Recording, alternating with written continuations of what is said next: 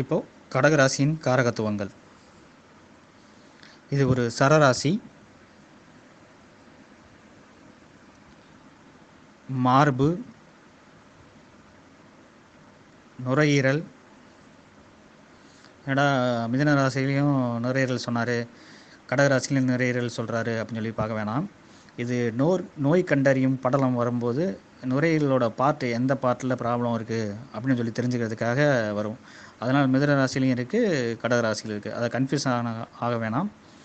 நீங்கள் சொல்கிற விஷயத்த மட்டும் எழுதி வச்சுக்கோங்க.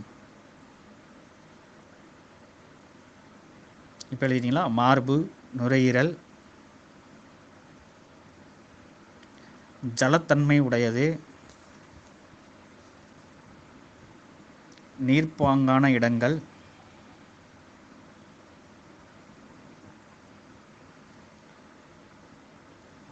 பள்ளமான பகுதி,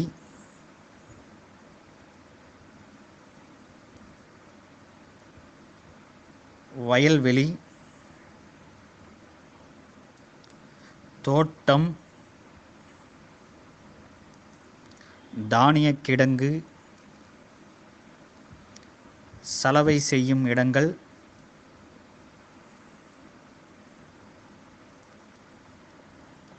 பால், புண்ணிய ஸ்தலம், சாந்தமான குணம், விருத்தி செய்தல், அதாவது எந்த விஷயத்தையும் விருத்தி செய்கிறது, விபத்து, சந்தின் முதல் பகுதி, காட்டு வீடுகள், காட்டில் வீடு கட்டியிருப்பாங்க இல்லையா, அந்த மாதிரி இடங்கள்,